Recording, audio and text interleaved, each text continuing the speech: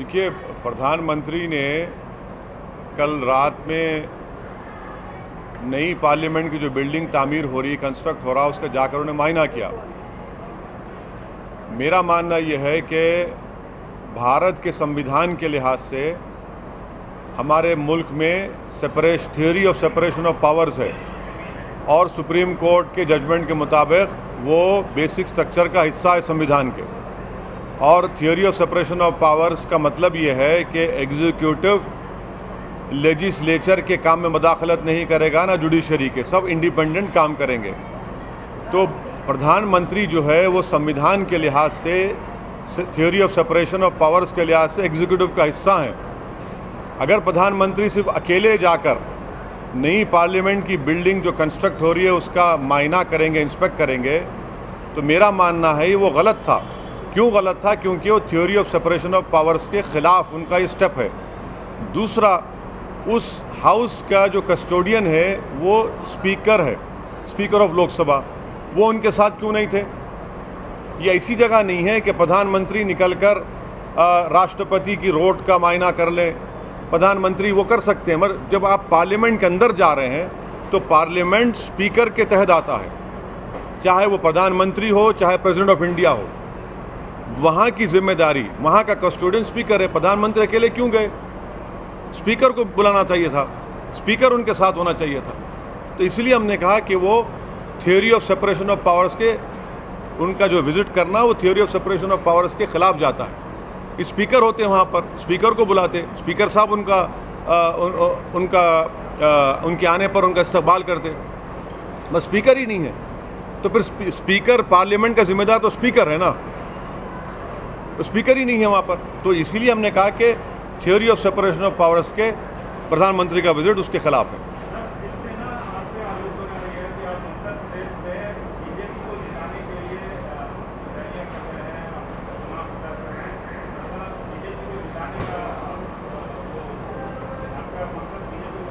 ये डुगले हैं, नंबरी डुगले हैं, इंटेलेक्चुअल करप्ट हैं। इंटेलेक्चुअल डिसऑनेस्टी इन लोगों में है कि महाराष्ट्र के चुनाव में बीजेपी के डाइस से दोनों पुकार रहे थे असदुद्दीन ओवैसी के खिलाफ। दोनों पुकार रहे थे कि ओवैसी को रोको, ओवैसी को रोको, ये एंटी नेशनल है। और जब उद्धव ठाकरे को मुख्यमंत्री बनाने का टाइम आया तो फौरन जाकर कांग्रेस और एनसीपी से निकाह कर लिए। कांग्रेस भी हमको गाली दे रही थी कि बीजेपी और शिवसेना का मुख्यमंत्री मत होने दो, ओवैसी को वोट, मजलिस को वोट मत दो। तो वो क्या था, इतने साल वो बीजेपी के साथ थे। 2014 में आपने नहीं जिताया मोदी को, इनको शर्म नहीं आती इस तरह का झूठ बोलते हुए। 2014 में आपने मोदी को भारत का प्रधानमंत्री बनाया। आपने हर इलेक्शन में मोदी के कैंपेन में हिस्सा लिया। 2002 में जब गुजरात जल रहा था तो तुम्हारा उस वक्त का लीडर क्या कह रहा था मोदी के बारे में? तो ये लोगों की ये लोग इंटेलेक्चुअली और मॉरली करप्ट हैं, बैंक करप्ट हैं, इसीलिए ये बकवास करते रहते हैं। सच्चाई से इसका कोई ताल्लुक नहीं। सर, ये आरोप आप पे पहली बार नहीं लगा, इसके पहले भी कई बार आप हाँ लगते रहते, हम पे लगता रहेगा और हमको इसकी कोई परवाह नहीं है। ये तमाम के तमाम जो इल्ज़ामात लगा रहे वो बौखलाहट का शिकार हो चुके हैं, परेशान हैं, इनको समझ में नहीं आ रहा। और मैं आपको बता रहा हूँ कि एक दिन आएगा दोबारा शिवसेना बीजेपी के साथ गोद में बैठ जाएगी। सर, आप तेलंगाना के मुसलमानों के हालात पे आज एक सेमिनार किया है और यहाँ आपको ये बात उठानी पड़ी कि सरकार को आप समर्थन करते हैं या दूसरे टर्म में सरकार को समर्थन कर रहे हैं, उस सरकार तक उसके कान में बात पहुँचाने के लिए आपको इस तरह का सेमिनार करना पड़ रहा है। और आप असेंबली में बात उठाने की बात कर रहे हैं कि दलित बंधु की तरह मुसलमानों को दिया जाए। जब दलित बंधु का फॉर्मेट बन रहा था या दलित बंधु में जो चीज़ें तैयार हो रही थी, उस समय भी आप ये बात उठा सकते थे। और सरकार चूँकि आपको मैं बता रहा हूँ कि जब चीफ मिनिस्टर ने ऑल पार्टी मीटिंग बुलाई थी दलित बंधु की स्कीम के बारे में, तो उस ऑल पार्टी मीटिंग में हमारे एमएलए ने इस दलित बंधु स्कीम का वेलकम किया और साथ में ये भी कहा कि मुसलमान और दीगर जो सेक्शंस ऑफ सोसाइटी ओबीसी के, उनको भी इस तरह की मदद करनी चाहिए। आज हमने ये सेमिनार करके ये बताया है कि तेलंगाना में पॉवर्टी की बुनियाद पर दलितों को ये स्कीम दी जा रही है। मैं जो समझता हूँ कि एक रेवोल्यूशनरी स्टेप केसीआर ने लिया तेलंगाना में, मगर मुसलमानों का तेलंगाना में पोजीशन ये है कि अर्बन एरियाज़ में 57% मुसलमानों के पास ज़ाती घर हैं, जबकि हमारे हिंदू भाइयों का 73% है। और मुसलमान जो है टोटल एम्प्लॉयज़ तेलंगाना में 7% है। आईएएस आईपीएस और उसमें सिर्फ 3% है। और पॉवर्टी जो है 9% तेलंगाना के मुसलमान जो है बीपीएल हैं। तो हमने ये बताया है कि तेलंगाना में करीब 8,80,000 मुसलमानों के हाउस होल्ड हैं। और इकोनॉमिस्ट, सोशल साइंटिस्ट और एक्सपर्ट्स ने ये बताया है कि कम से कम मिनिमम 1% मुसलमान तेलंगाना के एब्जेक्ट पॉवर्टी में ज़िंदगी गुजार, यानी करीब 9,000 हाउस होल्ड।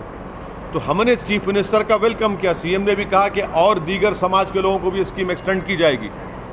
हम ये चाह रहे हैं कि अपना केस बिल्ड करें कि मुसलमान को इसी तरह स्कीम क्यों मिलना, क्योंकि ये एम्पिरिकल डेटा है। इसीलिए हमने आज ये फैसला लिया। और हमारे एमएलए तेलंगाना के समय बोलेंगे, तेलंगाना में 8.5 लाख मुसलमानों के घर हैं, जिसमें से मिनिमम 1% लोग जो है बीपीएल आते हैं। तो उनको अगर आप देंगे 10 लाख एक मेंबर को, तो 900 करोड़ का स्टेट के ऊपर फाइनेंशियल बर्डन होगा। जबकि खुद मिनिस्ट्री ऑफ माइनॉरिटी का बजट यहाँ पर जो पूरे देश में अगर आप देखें, कहीं इतना बड़ा बजट नहीं है, 1600 करोड़ बजट है। तो हम ये भी कह रहे हैं कि चीफ मिनिस्टर उसको उस 10 लाख को आप 2 साल में दीजिए। मगर ये देना ज़रूरी है, क्योंकि गरीबी से आवाम को उठाने के लिए, उनका एक एसेट क्रिएट करने के लिए, और पूरी दुनिया में इस तरह का जो फंड ट्रांसफ़र हुआ है, ये तो एक्सपर्ट भी मानते हैं। तो हम तो वेलकम करें दलित बंधु को। और चीफ मिनिस्टर ने कहा कि दीगर सोसाइटी के, रिलीजियस के हो या ओबीसी के लोगों को भी दिया जाएगा। हम यार देना।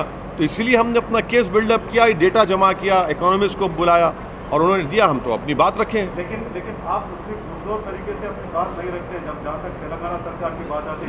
ये नहीं अब डाटा तो सही है, अरे इस प्रकार से बात को रखना चाहिए।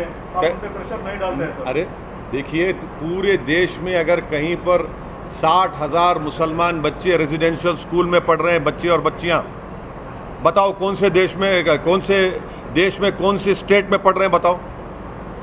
तेलंगाना में पढ़ रहे हैं 30,000 बच्चे रेजिडेंशियल स्कूल में फ्री ऑफ कॉस्ट पढ़ रही हैं। कौन से स्टेट में पढ़ रहे हैं बताओ? इसमें एमआईएम का कंट्रीब्यूशन नहीं है। सुनिए, माइनॉरिटी मिनिस्ट्री के बजट 1600 करोड़ रुपये है। कंट्री में कितना है? 2300 करोड़ रुपये है। अरे ये तो काम कर रहे हैं ना यहाँ पर। आपको उम्मीद है कि मुस्लिम बंधु भी लाएंगे? हम गवर्नमेंट से रेकमेंड करेंगे, गवर्नमेंट को रिप्रेजेंट करेंगे, हम डेटा के साथ बात करेंगे ना, एम्पिरिकल डेटा देंगे और सरकार उसको देखेगी। जब बैकवर्डनेस, पॉवर्टी, ज़मीन, रूरल एरियाज़ में कितने मुसलमानों के पास कितनी ज़मीन है, 57% अर्बन एरिया में मुसलमान ज़ाती घर में रहते हैं। तो ये सब डेटा है, जमा किए हम गवर्नमेंट को देंगे, कंपेलिंग केस हम बनाएंगे ताकि सरकार इस पर गौर करे, उसको एक्सेप्ट करे। सर 2000 करोड़ जब एक असेंबली कॉन्स्टिट्यूंसी को अलॉट किया जा रहा है, 2000 करोड़ किसको? एक कॉन्स्टिट्यूंसी में अलॉट हो रहा है और वो पॉलिटिकल। हाँ बिल्कुल। नहीं, देखिए, जहाँ तक केसीआर का मामला है, केसीआर के दिमाग में आप कोई बात बिठा दो, उसको पूरा करते। तो हमारा काम ये है कि जाकर उनको, हम पूरे लोग जाएंगे, ये डेटा देंगे और उनको बताएंगे कि तेलंगाना की और प्रॉस्पेरिटी के लिए, तेलंगाना की मजबूती के लिए जो एक रेवोल्यूशनरी स्कीम का उन्होंने आगाज़ किया है दलितों के लिए, उसको मुसलमानों को ही मिले, ओबीसी को भी मिले, शेड्यूल ट्राइब को ही मिले, सबको मिले। क्योंकि पॉवर्टी, देखिए हम क्या बोल रहे हैं, हम क्या पूरे मुसलमान को नहीं बोल रहे हैं। अब आप लोग चला देंगे सुबह शाम में 6 बजे 9 बजे से। हम क्या कह रहे हैं कि 8.5 लाख मुस्लिम हाउस होल्ड तेलंगाना में है, जिसमें से 1% हाउस होल्ड जो है वो बिलो पॉवर्टी लाइन है, मिनिमम। वैसे तो 2% भी हो सकता है, मगर हम कह रहे हैं मिनिमम। और उसके लिए आप 900 करोड़ रुपए दो, 1600 करोड़ तो बजट है। अगर आप 1 साल में नहीं दे सकते 2 साल में दीजिए, मगर हम ये चाह रहे हैं कि बेनिफिट सबको मिले और मिलना भी चाहिए। सर, अभी रिसेंटली प्रधानमंत्री नरेंद्र मोदी यूएस गए थे, जहाँ पे जो बाइडेन और कई सारे बाकी टॉपिक्स पे भी बातचीत हुई थी, तो उस पर आप क्या कहना चाहते हो? टेररिज्म पे भी बातचीत हुई थी। अभी रिसेंटली अफगानिस्तान में जो सिचुएशन देखी गई थी, यूएस भी उसको एंटरटेन नहीं कर रहा है, तो आप क्या डीलिस्टिंग और लिस्टिंग पे आप बात ही कर रहे थे, उस पर भी थोड़ा नहीं मालूम ना अभी सरकार क्या करने वाली है, सरकार बता ही नहीं रही है ना, क्योंकि सैंक्शन कमेटी की चेयरमैन भारत है। तो ये सरकार को बताना चाहिए कि तालिबान को डीलिस्ट करेंगे या उनको टेररिस्ट ही रखेंगे। अमेरिका तो चाह रहा है कि उनके ट्रैवल रेस्ट्रिक्शंस में और ईज पैदा हो जाए, अमेरिका तो चाह रहा है। अब ये सरकार को बताना चाहिए।